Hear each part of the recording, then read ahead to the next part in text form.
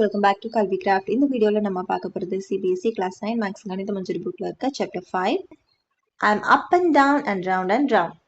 சர்க்கிளோட டெஃபினிஷன்லாம் நம்ம போன வீடியோல பார்த்தோம். அதோட சிமெட்ரிக் எப்படி சிமெட்ரிக்கா இருக்கு, ரொட்டேஷனல் சிமெட்ரி அதெல்லாம் பத்தி நம்ம போன வீடியோல பார்த்தோம். இப்போ how many circles இந்த டாபிக் கீழ வர கான்செப்ட்ஸ்லாம் பார்க்கலாம். Now that we have defined a circle and listed some of properties, let us ask this question. Given 2 points A and B on a plane, how many circles pass through A and B? இப்போ ரெண்டு point A Bன்னு இருக்கு. அந்த ரெண்டு பாயிண்ட்க்கு நடுவுல எத்தனை circles இந்த மாதிரி அந்த பாயிண்ட்டுக்கு மேல பாஸ் ஆகுற மாதிரி ஒரு சர்க்கிள் வரைகிறோமா? இப்போ இந்த மாதிரியும் நம்ம ஒரு சர்க்கிள் வரையலாம், இப்படியும் ஒரு சர்க்கிள் வரையலாம். அந்த மாதிரி எத்தனை சர்க்கிள் உங்களால வரைய முடியும்? ஒரு சர்க்கிள்ல அந்த ரெண்டு பாயிண்ட்டுமே டச் ஆகணும். அந்த மாதிரியான சர்க்கிள்ஸ் வந்து எத்தனை நம்மளால வரைய முடியும்? ஸோ இதுதான் நம்மளோட கேள்வி. இந்த கேள்வியில இருந்து நம்ம இந்த டாபிக்கை ஸ்டார்ட் பண்ணலாம். If a circle passes through A and B, if it has center say O, the lengths OA OB are equal. இப்போ ஒரு சர்க்கிள் எடுத்துக்கோங்க. அந்த சர்க்கிள் மேல point A and point B இருக்கு. அப்போ இதுக்கு ஒரு சென்டர் இருக்கும் இல்லையா, அது வந்து Oன்னு வச்சுக்கலாம். இப்போ இந்த பாயிண்ட் ஓல இருந்து ஏவை ஜாயின் பண்ணாலும் பிஏ ஜாயின் பண்ணாலும் சிமிலரா இருக்கும், கரெக்டா? ஏன்னா அது ரெண்டுமே அந்த சர்க்கிள் மேல இருக்கு. ஸோ அந்த சென்டர்ல இருந்து சர்க்கம்ஃபரன்ஸை டச் பண்ற மாதிரி அந்த டிஸ்டன்ஸ் நம்ம வரைஞ்சோம்னா அது என்னவா இருக்கும்? அதுதான் ரேடியஸ். அப்போ அந்த ஓஏவும் ரேடியஸ், ஓபியும் ரேடியஸ். ஸோ அது ரெண்டுமே ஈக்குவலா இருக்கும். அதுதான் இங்க கொடுத்துருக்காங்க. Is there another point with this property? இப்போ இந்த ஓங்கிற சென்டர் பாயிண்ட் இருக்கு இல்லையா, அது மாதிரி இதே ப்ராப்பர்ட்டி வச்சு இன்னொரு பாயிண்ட்டும் இருக்க முடியுமான்னு கேட்டீங்கன்னா எஸ் முடியும். எப்படின்னா the midpoint of segment AB. இப்போ இந்த ஏபிங்கிற அந்த ரெண்டு பாயிண்ட் இருக்கு இல்லையா, அதை ஜாயின் பண்றோம். அதுக்கு மிட் பாயிண்ட் நம்ம எடுக்கிறோம். அந்த மிட் பாயிண்ட் எடுத்தோம்னா with the midpoint as center, இங்க அந்த மிட் பாயிண்ட்ல எடுத்தோம் இல்லையா, அந்த பாயிண்ட் நம்ம சென்டரா வச்சுக்கிறோம். A circle passing through A and B can be drawn. So இதை சென்டரா வச்சு அந்த ஏல டச் ஆகுற மாதிரி ஸ்டார்ட் பண்ணீங்கன்னா அப்படியே இது பில டச் ஆகி இப்படி ஒரு சர்க்கிள் நமக்கு கிடைக்கும். ஸோ அப்பயுமே நமக்கு ஒரு சர்க்கிள் கிடைக்குது. ஸோ ஃபர்ஸ்ட் வந்து இப்படி வந்தது இல்லையா, இப்போ இதை அந்த சென்டர் வந்து அந்த ஏபி ஜாயின் ஆகிற அந்த லைனுக்கு மிட் பாயிண்ட் சென்டரா எடுத்து அப்போ ஒரு சர்க்கிள் வரைகிறோம். அதுவுமே ஏ அண்ட் பியை டச் பண்ணுது. Its radius is half the length of AB and AB is the diameter. அப்போ அதோட ரேடியஸ் என்னவா இருக்கும்? அந்த AB லென்த் இருக்கு இல்லையா, இந்த டிஸ்டன்ஸ் அதுதான் அந்த டயமீட்டரா இருக்கும். அண்ட் ரேடியஸ் வந்து half the length of AB-ஆ இருக்கும். ஸோ இது புரிஞ்சுதா உங்களுக்கு? இப்போ இதுதான் ரெண்டு பாயிண்ட் ABன்னு வச்சுக்கோங்க. இப்போ இந்த மாதிரி ஒரு சர்க்கிள் இருக்கு. இதுதான் சென்டர் O. இப்போ இந்த ரெண்டு பாயிண்ட்டுமே சர்க்கிள் மேல இருக்கிறதுனால அந்த சென்டர்ல இருந்து அந்த டிஸ்டன்ஸ் பாத்தீங்கன்னா ரெண்டுமே சேமா இருக்கும். ஏன்னா அந்த சென்டர்ல இருந்து அந்த சர்க்கிள் மேல இருக்க பாயிண்ட் எதுவா இருந்தாலுமே அந்த டிஸ்டன்ஸ் பேர் என்னன்னு சொல்லுவோம்? ரேடியஸ். ஸோ ஓஏயுமே ரேடியஸ், ஓபியுமே ரேடியஸ். அதனால ரெண்டுமே ஈக்குவலா இருக்கும். இப்போ நம்ம இப்படி யோசிச்சு பார்ப்போம். இந்த ஏபிங்கிற அந்த பாயிண்ட்டை நம்ம ஜாயின் பண்ணுவோம். அதோட மிட் பாயிண்ட் எடுப்போம். அண்ட் அதை வந்து நம்ம சென்டரா வச்சுப்போம் ஓன்னு.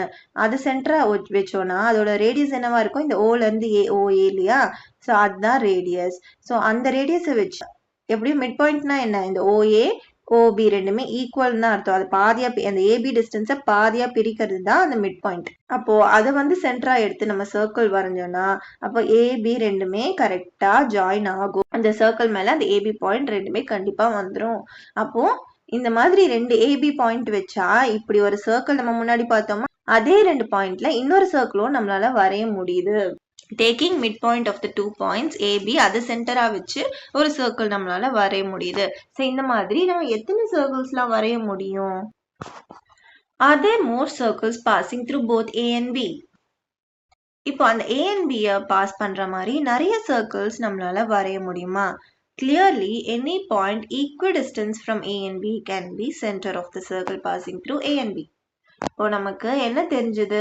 இந்த ஃபர்ஸ்ட் நான் சொன்ன எக்ஸாம்பிள்லையும் அந்த சென்டர்ல இருந்து ஏபி பாயிண்ட் ஈக்குவல் டிஸ்டன்ஸ்ல இருந்துச்சு. அண்ட் நம்ம செகண்டா பார்த்தா அந்த ஏபிக்கு மிட் பாயிண்ட் எடுத்து பார்த்தோம் இல்லையா, அதுலயுமே அந்த distance from centre and point A and B ரெண்டுமே ஈக்குவலா இருந்துச்சு. அப்போ அந்த ஏ அண்ட் பிங்கிற அந்த 2 பாயிண்ட்டுக்கு ஈக்குவல் டிஸ்டன்ஸ்ல ஒரு பாயிண்ட் இருக்கும்ல, அதை வந்து நம்ம சென்டரா எடுத்து சர்க்கிள் வரைஞ்சோம்னா அப்போ அந்த ஏ அண்ட் பி பாயிண்ட்டை அது கண்டிப்பா டச் பண்ணும். உங்களுக்கு புரிஞ்சுதா? அந்த பாயிண்ட் ஏபி இருக்குன்னு வச்சுக்கோங்க. அதுல இருந்து ஈக்குவல் டிஸ்டன்ஸ்ல நமக்கு ஒரு பாயிண்ட் வரையணும். அந்த மாதிரி அந்த பாயிண்ட் இருந்துச்சுன்னா அதை வந்து சென்டரா எடுத்து நம்ம வரைகிற சர்க்கிள் எல்லாமே அந்த ஏ அண்ட் பியை கிராஸ் பண்ணும், பாஸ் த்ரூ பண்ணும். அப்போ ஏ அண்ட் பிக்கு ஈக்குவல் டிஸ்டன்ஸ்ல இருக்க அந்த பாயிண்ட் பேர் என்ன? நம்ம இதுக்கு முன்னாடி இந்த கான்செப்டை பார்த்துருக்கோம். 2 பாயிண்ட்டுக்கும் ஈக்குவல் டிஸ்டன்ஸில் இருக்க அந்த லோக்கஸ் ஆஃப் பாயிண்ட்ஸுக்கு பேர் என்ன அப்படின்னு. அதுக்கு பேர் தான் பர்பண்டிகுலர் பைசெக்டார் அப்படின்னு சொன்னேன். ஸோ அந்த 2 பாயிண்ட்டுக்கும் ஈக்குவல் டிஸ்டன்ஸில் இருக்க அந்த பாயிண்ட்ஸ்க்கு பேர் perpendicular bisector of the line AB. இந்த 2 பாயிண்ட் வந்து ஏபின்னா அது ரெண்டுத்தையும் ஜாயின் பண்ணிட்டு அதுக்கு பர்பண்டிகுலர் பைசெக்டார் வரைஞ்சோன்னா அது மேலே இருக்க எல்லா பாயிண்ட்ஸுமே அதுக்கு ஈக்குவல் டிஸ்டன்ஸில் தான் இருக்கும். அப்போ இந்த பர்பண்டிகுலர் பைசெக்டார் மேலே வர எந்த பாயிண்ட்ஸ் நம்ம எடுத்தாலுமே அது சென்டராக வச்சு நம்ம ஏதாவது ஒரு சர்க்கிள் வரைகிறோம்னு வச்சுக்கோங்க, அது கண்டிப்பாக இந்த ஏபி பாயிண்ட் மேலே வரும். இப்போ இந்த டயக்ராம் பாருங்க, இதுல ஏபிங்கிற பாயிண்ட்ல பாஸ் ஆகிற நிறைய சர்க்கிள்ஸ் வருது. அண்ட் இதோட சென்டர்ஸ் எல்லாமே பார்த்தீங்கன்னா இந்த ஏபிங்கிற பாயிண்ட் இருக்கு இல்லையா, அதுக்கு பர்பண்டிகுலர் பைசெக்டார் ஒன்று வரைவோம். அந்த பர்பண்டிகுலர் பைசெக்டார் மேலே தான் அந்த சர்க்கிள்ஸோட சென்டர் எல்லாமே இருக்கும். அப்படி இருந்தால்தான் அந்த ஏபி பாயிண்ட்ஸ் 2 பாயிண்ட்ஸுக்கும் பாஸ் த்ரூ ஆகும் அந்த circle. We have seen that the perpendicular bisector of the line segment AB is the locus of points equidistant from A and B. இப்போ நான் சொன்னதுதான் அங்க கொடுத்திருக்காங்க. Locus of points equidistant from A and B இருந்துச்சுன்னா அது என்னன்னு சொல்லுவோம், perpendicular bisectorன்னு சொல்லுவோம். இப்போ அந்த 2 பாயிண்ட்டுக்கும் நம்ம லைன் வரைஞ்சு அதுக்கு perpendicular bisector வரைஞ்சோம்னா அந்த perpendicular bisector மேலே இருக்க அந்த பாயிண்ட்ஸ் எல்லாமே நம்ம சென்டர் ஆஃப் சர்க்கிளா எடுத்து ஒரு சர்க்கிள் வரைஞ்சோம்னா அது கண்டிப்பா A and B மேலே போகும். அதுதான் இந்த பேராகிராஃப்ல கொடுத்திருக்காங்க. இப்போ in figure 5.4 we see circles through points A and B through C and D and perpendicular bisectors of CD. Every point in the perpendicular bisector is the center of a circle passing through C and D. So we have circles with center K, J, L containing point C and D. அதுதான் இந்த diagram explain பண்ணியிருக்காங்க. இப்போ CNT தான் அந்த 2 பாயிண்ட்ஸ்னா அதுலேருந்து எத்தனை circles நம்மளால வரைய முடியும்னா நிறைய சர்க்கிள்ஸ் வரைய முடியும். பட் அந்த எல்லா சர்க்கிள்ஸ்க்கும் சென்டர் எங்கே இருக்கும், இந்த சிஎன்டி இப்படி ட்ரா பண்ணுறோமா அதுக்கு பர்பண்டிகுலர் பைசெக்டர் இதுனா, அப்போ அந்த பர்பண்டிகுலர் பைசெக்டர் மேலே தான் எல்லா பாயிண்ட்ஸுமே இருக்கும். அந்த சர்க்கிள்ஸோட சென்டர் எல்லாமே அந்த பர்பண்டிகுலர் பைசெக்டர் மேலே தான் இருக்கும். இப்போ இந்த சர்க்கிள் பார்த்தீங்கன்னா ஜேங்கிற ஒரு பாயிண்ட் தான் சென்டர், அதுவுமே அந்த பர்பண்டிகுலர் பைசெக்டர் மேலே இருக்கா. அதே மாதிரி இந்த பெரிய சர்க்கிள் பார்த்தீங்கன்னா அதோட சென்டர் வந்து கே, அதுவுமே அந்த பர்பண்டிகுலர் பைசெக்டர் மேலே தான் இருக்கு. அண்ட் கீழே வந்து இன்னொரு சர்க்கிள் இருக்கு, அதோட சென்டர் எல், அண்ட் அதுவுமே அந்த பர்பண்டிகுலர் பைசெக்டர். இந்த லைன் இருக்குல்லையா டாட்டட் லைன்ஸ், அதுதான் அந்த பர்பண்டிகுலர் பைசெக்டர், அதுக்கு மேலே தான் இருக்கு. ஸோ இந்த பர்பண்டிகுலர் பைசெக்டர் மேலே நம்ம எந்த பாயிண்ட் வேணாலும் எடுக்கலாம். எடுத்துட்டு அதை சென்டராக வச்சு அந்த ரேடியஸ் எப்படி இருக்கணும்னா இந்த சிடிங்கிற பாயிண்ட் ஏதாவது 2 பாயிண்ட் கொடுத்துருப்பாங்கன்னா அது ஏதாவது ஒரு பாயிண்ட்டுக்கு நம்ம டிஸ்டன்ஸ் பார்த்துக்கணும். இது சென்டர்னா இங்கேருந்து இந்த டிஸ்டன்ஸ் பார்த்துக்கணும், அந்த டிஸ்டன்ஸில் நம்ம சர்க்கிள் வரையணும். ஸோ இது சென்டராக வச்சு நம்ம இப்படி சர்க்கிள் வரைஞ்சோம்னா அது ஆட்டோமேட்டிக்காக அது டியை டச் பண்ணும், டி வழியாக அது பாஸ் த்ரூ ஆகும். இப்போ திங்க் அண்ட் ரிஃப்ளெக்ட் கொஸ்டின் பார்க்கலாம். How many circles pass through 2 points on a plane? ஒரு பிளேனில் எத்தனை சர்க்கிள்ஸ் வந்து 2 பாயிண்ட்ஸில் பாஸ் ஆக முடியும் அப்படின்னா, இப்போ நம்ம என்ன பார்த்தோம், எத்தனை சர்க்கிள்ஸ் பாஸ் ஆனாலும் அதோட சென்டர் எல்லாமே இந்த 2 பாயிண்ட்ஸும் ஜாயின் பண்ணிவிட்டு அதோட பர்பண்டிகுலர் பைசெக்டார் இருக்கும் இல்லையா அது மேலே தான் இருக்கும். ஸோ இங்கே ஒருவேளை இங்கே இருக்க அந்த சர்க்கிளோட சென்டர்னா இப்படி ஒரு சர்க்கிள் வரும், ஒருவேளை இங்கே இருக்க அந்த சென்டர்னா இப்படி ஒரு சர்க்கிள் வரலாம். அந்த மாதிரி இங்கே இருக்குன்னா அப்போ அதை விட பெரிய சர்க்கிள், இந்த மாதிரி ஒரு பெரிய சர்க்கிள் வரலாம். ஸோ இந்த பர்பண்டிகுலர் பைசெக்டார் மேலே எங்கே வந்து நம்ம சென்டர் ஆஃப் த சர்க்கிள் எடுத்தாலுமே அதுலேருந்து நம்ம இந்த பாயிண்ட்டை டச் பண்ணுற மாதிரி ஒரு சர்க்கிள் வரையணும். அந்த சென்டர்லேருந்து இந்த பாயிண்ட்டை டச் பண்ணுற மாதிரி ஒரு சர்க்கிள் வரைஞ்சுன்னா அது ஆட்டோமேட்டிக்காக இதையும் டச் பண்ணும். ஃபார் எக்ஸாம்பிள் நம்ம இந்த பாயிண்ட் எடுக்கிறோம் அப்படின்னா இங்கேருந்து இந்த பாயிண்ட்டை டச் பண்ணுற மாதிரி நம்ம காம்பஸில் லென்த் எடுத்துக்கிறோம். ஸோ அந்த லென்த்தில் நம்ம சர்க்கிள் வரைஞ்சால் அது ஆட்டோமேட்டிக்காக இந்த பாயிண்ட்டையும் டச் பண்ணிவிட்டு ஒரு சர்க்கிள் நமக்கு வந்துடும். ஸோ இந்த பர்பண்டிகுலர் பைசெக்டார் மேலே எந்த இடத்துல நம்ம பாயிண்ட் எடுத்து அதை சென்டராக எடுத்தாலுமே அதை வச்சு இந்த ஒரு பாயிண்ட்லேருந்து ரேடியஸ் லென்த் இருக்க மாதிரி நம்ம சர்க்கிள் வரைஞ்சோன்னா அது கண்டிப்பாக 2 பாயிண்ட்ஸுமே டச் பண்ணும். அந்த மாதிரி எத்தனை வரையலான்னு பார்த்தீங்கன்னா இந்த பர்பண்டிகுலர் பைசெக்டாருங்கிறது எவ்வளோ பெருசு இருக்குது, இது வந்து ஒரு லைன்லையே அது எவ்வளோ பெருசு வேணால் போயிட்டே இருக்கும். ஸோ அப்போ அது எவ்வளோ பெருசாக இன்ஃபினிட்டியாக போச்சுன்னா அப்போ இன்ஃபினைட் சர்க்கிள்ஸ் நம்மளால் வரைய முடியும். So the answer is there are infinite many circles that can pass through 2 points on a plane. அது ஏன்? Because the centre can be placed anywhere along the perpendicular bisector of the segment connecting the 2 given points. இந்த 2 given பாயிண்ட்ஸை connect பண்ணுற அந்த line இருக்கு இல்லையா அதுக்கு perpendicular பைசெக்டரில் எங்கே வந்து நம்ம சென்டர் ஆஃப் த சர்க்கிள் எடுத்தாலுமே அந்த சர்க்கிள் வந்து இந்த 2 பாயிண்ட்டையும் டச் பண்ணும். இப்போ second question, are there circles of all possible radii passing through A and B? What is the radius of the smallest circle passing through A and B? What is the radius of the largest circle passing through A and B? இப்போ infinite number of சர்க்கிள்ஸை 2 பாயிண்ட்ல touch ஆகிற மாதிரி நம்ம வரைய முடியும். அப்படின்னா எல்லா possible ரேடியஸும் நம்மளால வரைய முடியுமா அப்படின்னு கேட்டிங்கன்னா கிடையாது. இதை விட இப்போது இந்த 2 பாயிண்ட்டை ஜாயின் பண்ணோன்னா இந்த மாதிரி ஒரு சர்க்கிள் வரைகிறோம். இதை விட பெருசாக வேணால் வரையலாமே தவிர இப்போ ரேடியஸ் வந்து இது இவ்வளோ தான், ஒரு 4 சென்டிமீட்டர் இருக்குன்னு வச்சுக்கோங்க. ஸோ இந்த ஏபிங்கிற டோட்டல் டிஸ்டன்ஸ் 8 சென்டிமீட்டர். இப்போ இந்த ரேடியஸ் வந்து 4 சென்டிமீட்டர் அப்படின்னு வச்சுக்கோங்க. அப்போது இந்த சர்க்கிள் வந்து அட்லீஸ்ட் இந்த 4 சென்டிமீட்டர் ரேடியஸில் இருந்தால் தான் இந்த 2 பாயிண்ட்டை டச் பண்ணும். ஒருவேளை இந்த ரேடியஸ் கம்மியாக இருக்குது, 3 சென்டிமீட்டர் தான் இருக்குன்னு வச்சுக்கோங்க. அப்போ 3 சென்டிமீட்டர் இருந்தால் இந்த சென்டர் வந்து இங்கே கிட்ட வந்துடும். இதை விட சின்னதாக தான் வரும், இன்னொரு பாயிண்ட்டை டச் பண்ணாது. இந்த ஏபிங்கிற பாயிண்ட்டை ரெண்டுமே டச் பண்ண முடியாது. So there must be a minimum radius. So ஒரு 2 பாயிண்ட் டச் பண்ணால் அதுக்கு மினிமமாக ஒரு ரேடியஸ் வேணும். அதுக்கு கீழே இப்போ 4 சென்டிமீட்டர் ரேடியஸ்னா 3 சென்டிமீட்டர்னா அது இருக்காது. அப்போ ஆல் பாசிபிள் ரேடியஸ் நம்மளால ட்ரா பண்ண முடியாது. இப்போ 4 சென்டிமீட்டர் 5 சென்டிமீட்டர் ட்ரா பண்ண முடியும்னா முடியும். அது வந்து இந்த பெர்பெண்டிகுலர் பைசெக்டாரில் எங்கேயாவது பாயிண்ட் எடுத்துட்டு அதோட ரேடியஸ் 5 சென்டிமீட்டர் வச்சு அந்த மாதிரி நம்ம ட்ரா பண்ணலாம். ஸோ அந்த மாதிரி இதை விட பெருசாக இருக்க பாசிபிள் இருக்குது. பட் அந்த மினிமம் ரிக்வயர்ட் ரேடியஸ் வந்து 4 சென்டிமீட்டர்னா அதை விட கம்மியாக நம்மளால வரைய முடியாது. ஸோ அந்த ரேடியஸ் வந்து எல்லா பாசிபிள் ரேடியஸும் நம்மளால வரைய முடியாது. No, not all possible radius are possible. அது ஏன் புரியுதா? while there are an infinite number of circles, நிறைய infinite number of circles இருக்கலாம். there is a minimum required radius, but நமக்கு ஒரு minimum required radius இவ்வளோ இருக்கணும். அந்த 2 பாயிண்ட்டை டச் பண்ணோன்னா இவ்வளோ ரேடியஸாவது இருக்கணும் அப்படிங்கிற ஒரு கண்டிஷன் இருக்குது. So a circle must be large enough to at least reach from point A to point B. So ஒரு சர்க்கிள் வந்து இந்த ஏலேருந்து பி ரீச் பண்ணுற அளவுக்காக அந்த ரேடியஸ் இருக்கணும். அப்போ தான் நம்மளால் அந்த சர்க்கிளே வரைய முடியும், 2 பாயிண்ட்டை டச் பண்ணுற மாதிரி. அப்படி இல்லைன்னா அதை விட குட்டியாக வந்துடும். ஸோ ஒரு பாயிண்ட்டை டச் பண்ண முடியாது. அதனால் if a radius is too small, the circle will not touch both points simultaneously. இப்போது எது இருக்கிறதுலையே ஸ்மாலஸ்ட் சர்க்கிள் நம்மளால் வரைய முடியும் அந்த 2 பாயிண்ட்டை ஏபியை டச் பண்ணுறது அப்படின்னு பார்த்தீங்கன்னா, இப்போ இதுக்கு முன்னாடி நம்ம என்ன பார்த்தோம்? ஒரு ஏபி பாயிண்ட் இருக்குன்னா அதோட பெர்பெண்டிகுலர் பைசெக்டார் மேலே இருக்க எந்த பாயிண்ட்ஸ் எடுத்தாலுமே அதோட சென்டராக எடுத்து நம்ம சர்க்கிள் வரைஞ்சோன்னா அது எல்லாமே ஏபியை டச் பண்ணோம் அப்படின்னு பார்த்தோம். இப்போ அதில் எது ஸ்மாலஸ்ட்னா, இப்போ பாருங்கள், இந்த லென்த்து ஒரு 4 சென்டிமீட்டர்னு வச்சுக்கோம். அப்போ இங்கேருந்து இது வரைக்கும் 2 சென்டிமீட்டர் இருக்குமா? ஸோ இது வந்து ரேடியஸ் 2 சென்டிமீட்டர். இப்போ இங்கே பாயிண்ட் எடுத்தோன்னா அதை விட கண்டிப்பாக அதிகமாக தான் இருக்கும். இங்கே பாயிண்ட் எடுத்தாலும் அதை விட கொஞ்சம் லென்த் அதிகமாக தான் இருக்கும். அதே மாதிரி இங்கேன்னு நம்ம இந்த மாதிரி போயிட்டே இருந்தோம்னா இந்த பெர்பெண்டிகுலர் பைசெக்டார் மேலே நம்ம தூரமாக போயிட்டே இருக்கும். இந்த பாயிண்ட்டுக்கு தூரமாக போயிட்டே இருந்தோம்னு வச்சுக்கோங்க. அப்போது இந்த பாயிண்ட்லேருந்து ஏபிங்கிற அந்த பாயிண்ட்லேருந்து அந்த வேல்யூ வந்து அதிகமாக இருக்கும். அதாவது ரேடியஸ் இதுதான் சென்டர், இதுதான் அந்த பாயிண்ட்ஸ்னா அந்த சென்டரில் தான் அந்த பாயிண்ட்டுக்கு பேர் என்ன சொல்லுவோம்? ரேடியஸ்னு சொல்லுவோமா? அப்போ தூரமாக போக போக அந்த பெர்பெண்டிகுலர் பைசெக்டார் மேலே நமக்கு ரேடியஸ் அதிகமாகுது. அப்போ இருக்கிறதுலே கம்மியாக எங்கே ரேடியஸ் இருக்குன்னா இதுதான். இந்த 2 ஏபிங்கிற பாயிண்ட் இருக்கா, அந்த லைனில் மிட் பாயிண்ட் எங்கே இருக்குது? இதுதான். ஸோ அந்த சென்டர் வந்து இங்கே மிட் பாயிண்டில் இருந்தால் மட்டும்தான் இது வந்து ஸ்மாலஸ்ட் சர்க்கிளாக நமக்கு கிடைக்கும். இதை விட நம்ம இங்கேன்னு மேலேயும் போனாலும் சரி கீழேயும் போனாலும் சரி அது தூரமாக தான் போகும். அதாவது ரேடியஸ் வந்து அதிகமாக தான் ஆகுது. ஸோ ஸ்மாலஸ்ட் ரேடியஸ் எங்கே இருக்குது? இங்கே தான் இருக்குது. அப்போ அந்த ஸ்மாலஸ்ட் ரேடியஸை வச்சு நம்ம சர்க்கிள் வரைஞ்சால் தான் ஸ்மாலஸ்ட் சர்க்கிள் வரும். அப்போது இங்கே கேட்டிருக்க கொஸ்டின் என்ன? Smallest circle passing through A and B. அப்போ எப்போ அந்த smallest circle passing through A and B இருக்குன்னா with the smallest radius that still passes through both points. அது எப்போ ஸ்மாலஸ்ட் ரேடியஸால் நம்ம ஏபி பாயிண்ட்டை பாஸ் த்ரூ ஆகிற மாதிரி ஒரு சர்க்கிளை வரைகிறோமோ அது அப்போ தான். அது எப்போ ஆகுது? This occurs when the center of the circle lies at the midpoint of A and B. அப்போ அந்த ரேடியஸோட வேல்யூ என்னவா இருக்குது? இந்த ஏபிங்கிற டிஸ்டன்ஸ் இருக்கு இல்லையா, அதில் பாதியாக இருக்குது. ஸோ அப்போ தான் அந்த டிஸ்டன்ஸ் பிட்வீன் A and Bயில் ஹாஃபாக இருக்கும் போது அந்த ரேடியஸில் நம்ம சர்க்கிள் வரைஞ்சாதான் that is the radius of the smallest circle. So அப்போ நம்ம வரைகிற அந்த சர்க்கிள் தான் ஸ்மாலஸ்ட்டாக இருக்குது. அப்போ அந்த ரேடியஸ் என்னவா இருக்குது? the radius of the smallest circle is simply half the distance between A and B. இங்கே வந்து ஸ்மாலஸ்ட் சர்க்கிளோட ரேடியஸ் என்னன்னு கேட்குறாங்க.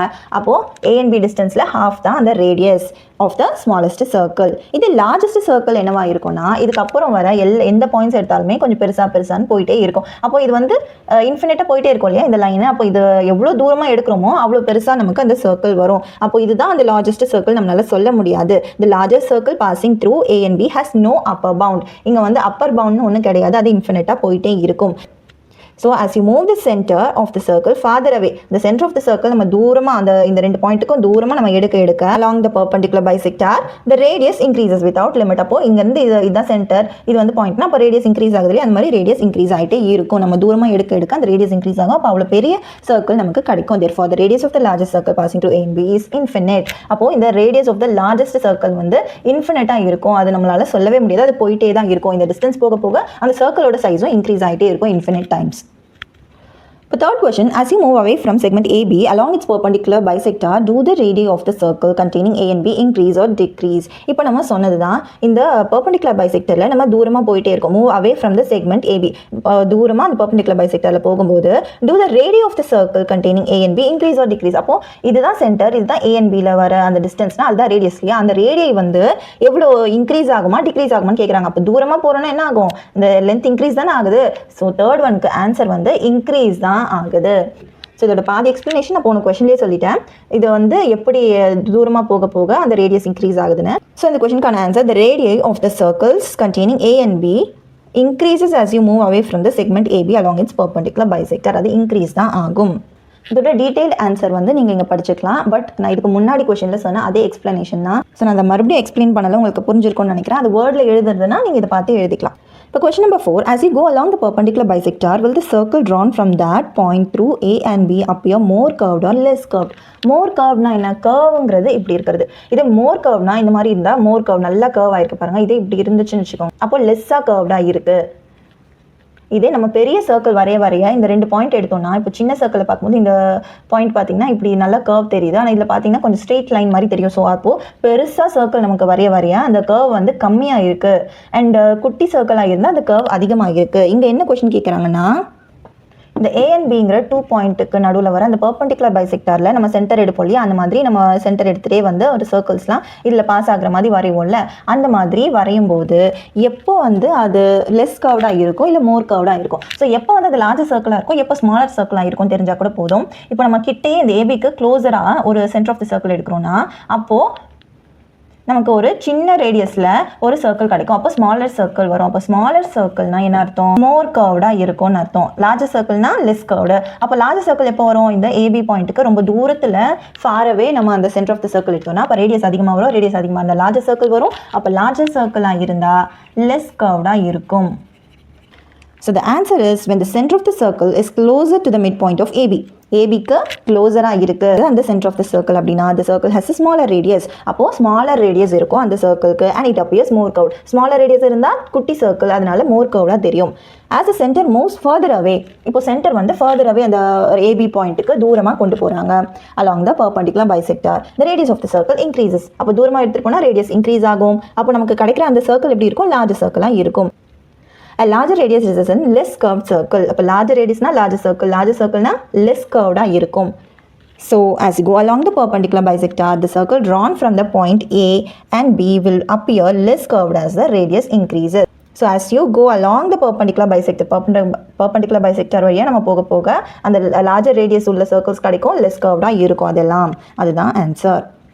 இப்போ fifth question, you are giving 2 points A and B on a plane. How many squares can you draw on the same plane with A and B on the boundary? மீதி question next பார்க்கலாம். இப்போ 2 points வந்து A and Bன்னு இருக்குது. இதில் வந்து எத்தனை square நம்மளால் வரைய முடியும்? So that A and B வந்து அந்த பவுண்ட்ரியில் இருக்கும். பவுண்ட்ரினா ஒரு ஸ்கொயர் இருக்குன்னா இந்த சைட்ஸ் இருக்கு இல்லையா, அதுதான் பவுண்ட்ரி. இப்போது நம்ம இப்படி ஒரு ஸ்கொயர் வரைகிறோம் அப்படின்னு வச்சுக்கோங்க. இப்போது இந்த பாயிண்ட்ஸ் வந்து A and B இங்கே இருக்குது. இப்போது நான் கொஞ்சம் கீழே இறக்கி வரைகிறேன், பட் அதே சேம் சைஸ் தான். இப்போது இங்கே வந்து 5 சென்டிமீட்டர்னா இந்த லென்த்து 5 சென்டிமீட்டர் தானே இருக்கும். ஸோ அதே 5 சென்டிமீட்டர் தான். அதே மாதிரி இந்த ஏபிங்கிற டிஸ்டன்ஸ் 5 சென்டிமீட்டர், அதை வந்து நம்மளால் மாற்ற முடியாது. ஸோ சிமிலர் ஸ்கொயர் தான் நம்மளால் வரைய முடியும். ஆனால் நம்ம டிஃப்ரெண்ட்டாக வரையலாம். எப்படின்னா கொஞ்சம் கீழே இறக்கி வரைஞ்சோன்னா இப்போ இங்கேருந்து இது வரைக்கும் 5 சென்டிமீட்டராக இருக்கும், இங்கேருந்து இது வரைக்கும் 5 சென்டிமீட்டராக இருக்கும். அதே மாதிரி கொஞ்சம் மேலே ஏற்றி வரையலாம். அந்த மாதிரி நம்ம நிறைய வேஸில் இந்த மாதிரி கொஞ்சம் மேலே ஏற்றி கீழே இறக்கின்னு நம்ம வரையலாம். ஸோ இன்ஃபினிட் வேஸில் நம்மளால் நிறைய ஸ்கொயர்ஸை வரைய முடியும். There are infinitely many squares that can be drawn with points A and B on their boundary. ஒருவேளை இந்த பாயிண்ட்ஸ் வந்து இந்த மாதிரி இருக்குது, மேலே கீழேன்னு இருக்குது, இது வந்து ஹாரிசன்டலாக இருக்கா, இது வந்து வெர்டிக்கலாக இருக்குது அப்படின்னா கூட நம்ம இந்த மாதிரி வரையலாம். இப்போது இந்த டிஸ்டன்ஸில் இருக்க ஒரு ஸ்கொயர் நம்ம வரைகிறோம். அதே மாதிரி கொஞ்சம் தள்ளி ரைட் சைடில் கொஞ்சம் லெஃப்ட் சைடில் கொஞ்சம் தள்ளி இந்த மாதிரியும் வரையலாம். அது மாதிரி நிறைய வேஸில் நம்மளால் வரைய முடியும். ஸோ இன்ஃபினிட் வேஸில் நம்மளால் இந்த ஸ்கொயர்ஸை A and B boundary touch பண்ணுற மாதிரி வரைய முடியும்.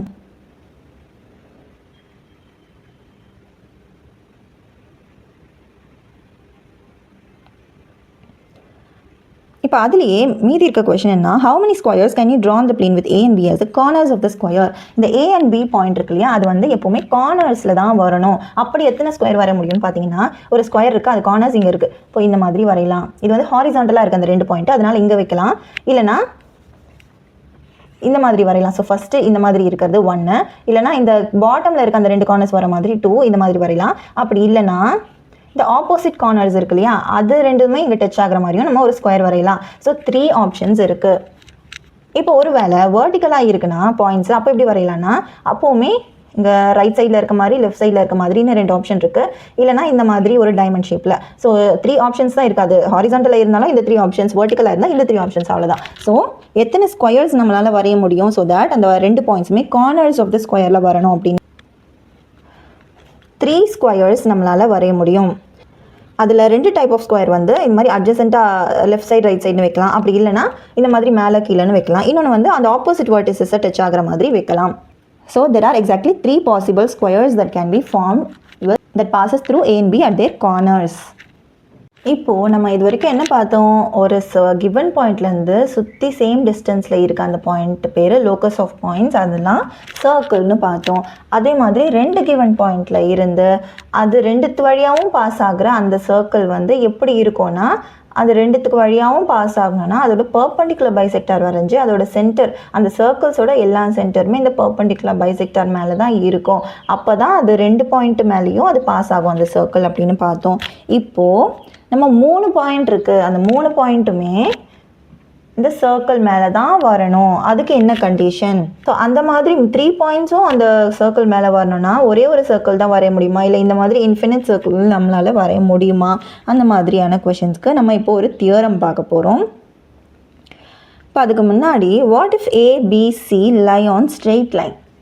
இப்போது இந்த 3 பாயிண்ட் வந்து நான் இங்கே பாருங்கள் ஒரு ட்ரையாங்கிள் ஷேப்பில் வரைஞ்சிருக்கேன். ஆனால் இங்கே ABCன்னு ஸ்ட்ரெயிட் லைனில் இருக்குது அந்த 3 பாயிண்ட்ஸ். அப்போ நம்மளால் வரைய முடியுமானா கண்டிப்பாக வரைய முடியாது. ஒரு பாயிண்ட்டை கண்டிப்பாக நம்மளால் டச் பண்ணவே முடியாது. இந்த மாதிரி ஸ்ட்ரெயிட் லைனில் இருக்க பாயிண்ட்ஸ் பேர் கொலீனியர் பாயிண்ட்ஸ்ன்னு சொல்லுவோம். அதாவது அந்த 3 பாயிண்ட்ஸ் வந்து ஸ்ட்ரெயிட் லைனில் இருக்குன்னா அந்த 3 பாயிண்ட்ஸ் ஆர் கொலீனியர் அப்படின்னு சொல்லுவோம்.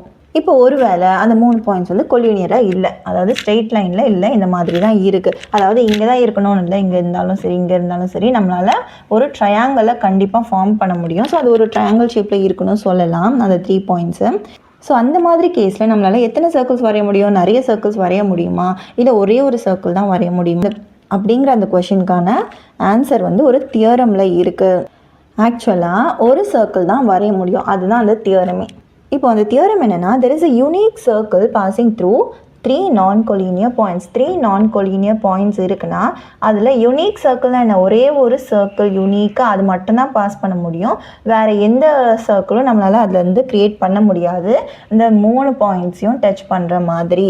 ஸோ ஒரே ஒரு சர்க்கிள், ஒரு யூனிக் சர்க்கிள் மட்டும்தான் அந்த 3 non-collinear பாயிண்ட்ஸும் டச் பண்ணுற மாதிரி நம்மளால் வரைய முடியும். That is the theorem 1. இப்போது why is this true? இது ஏன் ஒரே ஒரு சர்க்கிள் தான் நம்மளால் வரைய முடியும் அப்படிங்கிறதுக்கான எக்ஸ்ப்ளனேஷன் இப்போ நான் சொல்கிறேன். இப்போது இந்த மாதிரி ஒரு சர்க்கிள் இருக்குது, நம்ம ABCன்னு வச்சுக்கலாம். இந்த 3 பாயிண்ட்டு சர்க்கம்ஃபரன்ஸ் மேலே இருக்கிறது, அந்த சர்க்கிள் வந்து இந்த 3 பாயிண்ட் மேலேயும் பாஸ் ஆகுது. அண்ட் அது இல்லாமல் இது வந்து ஒரு சென்டர் இருக்கும், ஒரு சர்க்கிள் இருந்தால் அதுக்கு ஒரு சென்டர் இருக்கும் இல்லையா? ஸோ அது வந்து நம்ம Oன்னு வச்சுக்கலாம். இப்போது இந்த சென்டர்லேருந்து இந்த OA, OB, OC இது எல்லாமே என்ன டிஸ்டன்ஸில் இருக்கும்? சர்க்கம்ஃபரன்ஸ் மேலே எந்த பாயிண்ட் இருந்தாலுமே அதோட டிஸ்டன்ஸ், சென்டர்லேருந்து அந்த சர்க்கம்ஃபரன்ஸ் மேலே இருக்க பாயிண்ட் எதுவாக இருந்தாலுமே அதோட டிஸ்டன்ஸ் என்ன? அதுதான் ரேடியஸ். ஸோ அது எல்லாமே ஈக்குவலாக இருக்கும். ஸோ OA வந்து ஈக்குவல் டு OBயாக இருக்கும் அண்ட் OA ஈக்குவல் டு OCயாக இருக்கும். அண்ட் அது மட்டும் இல்லாமல் இது எப்படி சொல்லலாம்னா, இப்போ AB பாருங்கள், இந்த AB ஜாயின் பண்ணிங்கன்னா இந்த 2 பாயிண்ட் நம்ம படித்தோம் இல்லையா, அந்த 2 பாயிண்ட் படிக்கும் போது எப்படி அந்த சென்டர் இருக்கும்னு பார்த்தோம். அந்த 2 பாயிண்ட்டுக்கும் நடுவில் ஒரு பைசெக்டார் வரைவோம். அந்த மாதிரி பைசெக்டார் வரைஞ்சி அந்த பைசெக்டார் மேலே இருக்க அந்த பாயிண்டில் தான் நமக்கு சென்டர் வரும். அப்போ தான் இந்த AO அண்ட் BOங்கிற அந்த டிஸ்டன்ஸ் வந்து சேமாக கிடைக்கும். ஸோ இதுக்கு முன்னாடி டாப்பிக்கில் நம்ம என்ன படித்தோம்? 2 பாயிண்ட்ஸ்க்கும் ஈக்குவல் டிஸ்டன்ஸில் இருக்க அந்த பாயிண்ட் வந்து பர்பண்டிகுலர் பைசெக்டார் மேலே தான் இருக்கும். அண்ட் அதுக்கு மேலே இருக்க நம்ம எந்த பாயிண்ட்ஸ் எடுத்தாவது நம்ம அந்த சென்டராக வச்சுக்கணும். அப்போ தான் இந்த 2 பாயிண்ட்டுக்கு மேலேயும் டச் ஆகிற மாதிரி ஒரு சர்க்கிளை நம்ம வரைய முடியும் அப்படின்னு பார்த்தோம். கரெக்டாக? இப்போ OA அண்ட் OBயோட டிஸ்டன்ஸ் சேமாக இருக்கணும்னா அது எப்படி இருக்கணும்? அந்த சென்டர் வந்து இந்த பர்பண்டிகுலர் ABயோட பர்பண்டிகுலர் பைசெக்டார் மேலே அது இருக்கணும் இந்த சென்டர். அப்போ தான் OA அண்ட் OB வந்து ஈக்குவலாக இருக்கும். அண்ட் அதே மாதிரி இந்த OA அண்ட் OCயுமே ஈக்குவலாக இருக்கும். அப்படின்னா என்ன அர்த்தம்? இந்த AC ஜாயின் பண்ணிங்கன்னா இதோட மிட் பாயிண்ட் பர்பண்டிகுலர் பைசெக்டார் இருக்கும்ல, ஸோ அது மேலே தான் இந்த ஓங்கிற அந்த சென்டரும் இருக்கணும்.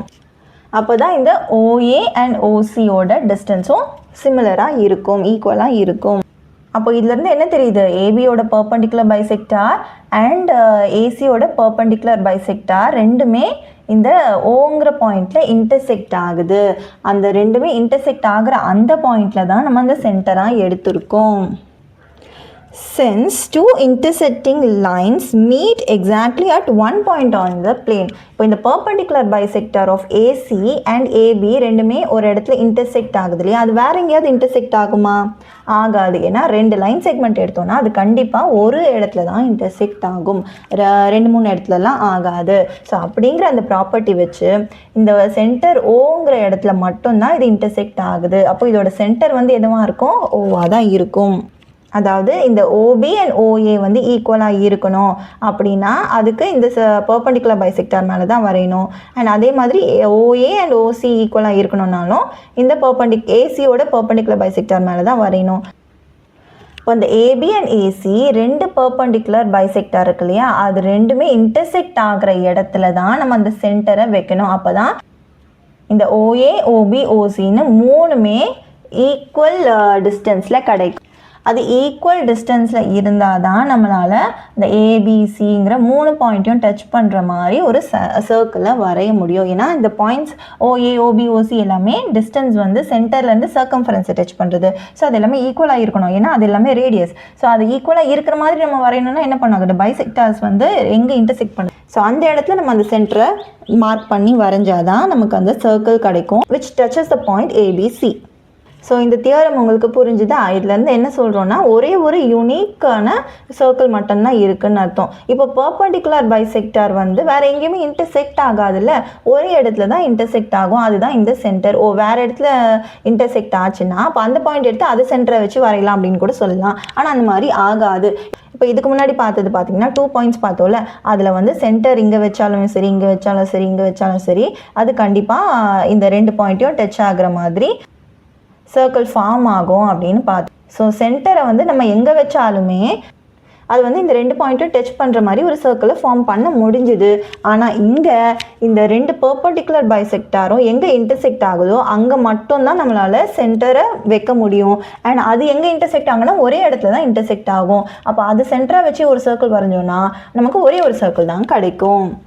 இப்போது அந்த நான் கொலினியர் பாயிண்ட்ஸை நம்ம எப்படி சொல்லலாம், ஒரு ட்ரையாங்கிள் மாதிரின்னு சொல்லலாம். ABCன்னு இந்த மாதிரி ஒரு ட்ரையாங்கிள் ஷேப்பில் வருது அந்த பாயிண்ட்டு. இந்த ABC பாயிண்ட் ஸ்ட்ரெயிட் லைனில் இல்லைனாவே அது கண்டிப்பாக ட்ரையாங்கிள் ஷேப்பில் தான் வரும்.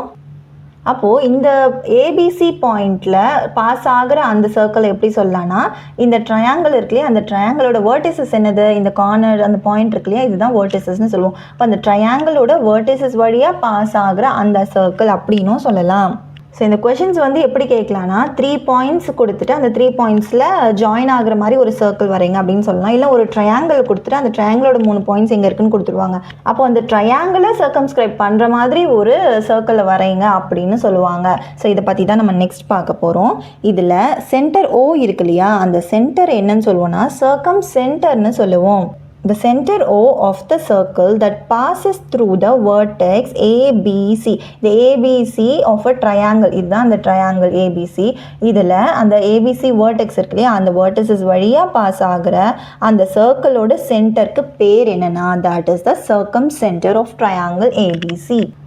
இப்போது ஒரு ட்ரையாங்கிள் கொடுத்துட்டு அந்த ட்ரையாங்கிளோட சர்க்கம் சென்டர் என்னன்னு கேட்டாங்கன்னா நம்ம என்ன பண்ணணும், இதுலேருந்து இந்த வேர்டிசஸ் வழியாக பாஸ் ஆகிற அந்த சர்க்கிளை முதல்ல வரையணும். அதுக்கப்புறம் அந்த சென்டர் எங்கே இருக்கோ ஓனா, இப்போ இந்த O தான் அந்த சர்க்கம் சென்டர். இப்போது the circle is called the circum circle. அப்போ இந்த சர்க்கிள் பேர் என்ன சொல்லுவாங்கன்னா சர்க்கம் சர்க்கிள் அப்படின்னு சொல்லுவாங்க. ஒரு ட்ரையாங்கிளை சுற்றி வரைகிற அந்த சர்க்கிள், அதுவும் அந்த வேர்டெக்ஸ் எல்லாமே எப்படி இருக்கணும், அந்த சர்க்கிளுக்கு மேலேயே இருக்கணும். அப்படி ஒரு சர்க்கிள் வரையும் போது அந்த சர்க்கிளுக்கு பேர் என்னன்னா சர்க்கம் சர்க்கிள்னு சொல்லுவாங்க. அண்ட் அது எப்படி சொல்லுவாங்கன்னா, it is said to circumscribe the triangle. ஒரு ட்ரையாங்கிளில் சர்க்கம்ஸ்கிரைப் பண்ணியிருக்கு அப்படிங்கிறதுக்கான அர்த்தம், ஒரு ட்ரையாங்கிள் இருக்குது, இதை சுற்றி ஒரு சர்க்கிள்னா அது கிடையாது, அந்த வேர்டிசஸ் வழியாக பாஸ் ஆகணும். இந்த 3 வேர்டிசஸ் வழியாகவும் அந்த சர்க்கிள் பாஸ் ஆகணும். அதுக்கு பேர் தான் சர்க்கம்ஸ்கிரைபிங் த ட்ரையாங்கிள்னு சொல்லலாம்.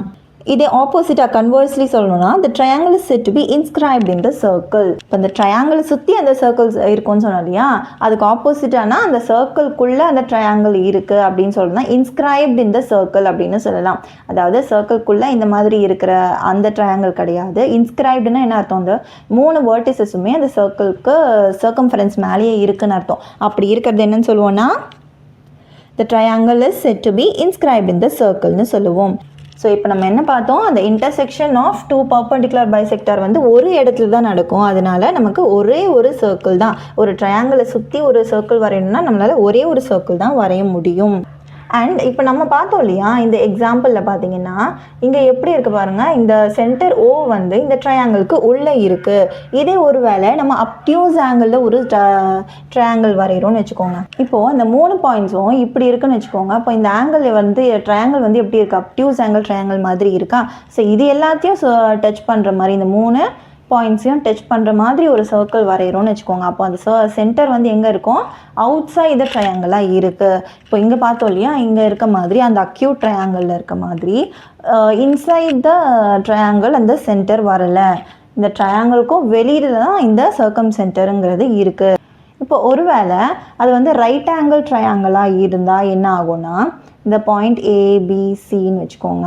இப்போது இதை சுற்றி இப்போ இது எல்லா பாயிண்ட்ஸும் சுற்றி நம்ம ஒரு சர்க்கிள் வரைகிறோன்னா அது எப்படி இருக்கும்னா, இந்த சென்டர் வந்து எக்ஸாக்டாக இந்த ஹைபாட்னஸ் இருக்கு இல்லையா, ரைட் ஆங்கிள் ட்ரையாங்கிள் இருந்தால் அதில் ஒரு ஹைபாட்னஸ் இருக்கும். அந்த ஹைபாட்னஸோட மிட் பாயிண்டில் கரெக்டாக எக்ஸாக்டாக அந்த மிட் பாயிண்டில் அந்த சர்க்கம் சென்டர் ஓங்கிறது வரும். ஸோ இந்த 3 டயக்ராமும் பாருங்கள். இதில் பார்த்தீங்கன்னா அக்யூட் ஆங்கிள் இருக்க அந்த ட்ரையாங்கிளில் வந்து சர்க்கம் சென்டர் உள்ளே இருக்கும். இதே அப்டியூஸ் ஆங்கிள் ட்ரையாங்கிள் இருந்துச்சுன்னா சர்க்கம் சென்டர் வெளியில் இருக்கும். இதே ரைட் ஆங்கிள் ட்ரையாங்கிளாக இருந்துச்சுன்னா அந்த ஹைபாட்னஸ்க்கு கரெக்ட் எக்ஸாக்ட் மிட் பாயிண்டில் அந்த சர்க்கம் சென்டர் இருக்கும். ஸோ இதெல்லாம் வந்து உங்களுக்கு தெரிஞ்சிருக்கணும். அந்த 3 பாயிண்ட் கொடுத்தாங்கன்னா அது என்ன ஆங்கிளில் இருக்குது, அதை வச்சு அந்த சர்க்கம் சென்டர் எங்கே இருக்கும் அப்படின்னு நம்ம ஈஸியாக சொல்கிற மாதிரி நம்ம தெரிஞ்சு வச்சுக்கணும். ஸோ அதை பேஸ் பண்ணி 1 மார்க் கொஷின்லாம் கேட்கலாம். ஏன்னா பார்த்த உடனே நம்ம இந்த 3 பாயிண்ட்ஸை பார்த்த உடனே அது எங்கே இருக்கும், அந்த சர்க்கம் சென்டர் வெளியில் இருக்குமா உள்ளே இருக்குமா, அந்த மாதிரியான சிம்பிள் கொஷின்ஸில் MCQ கொஷின்ஸில் கேட்பாங்க. இப்போ அடுத்த வீடியோவில் பேஜ் நம்பர் 98 இருக்க எக்ஸசைஸ் செட் 5.1 பார்க்கலாம்.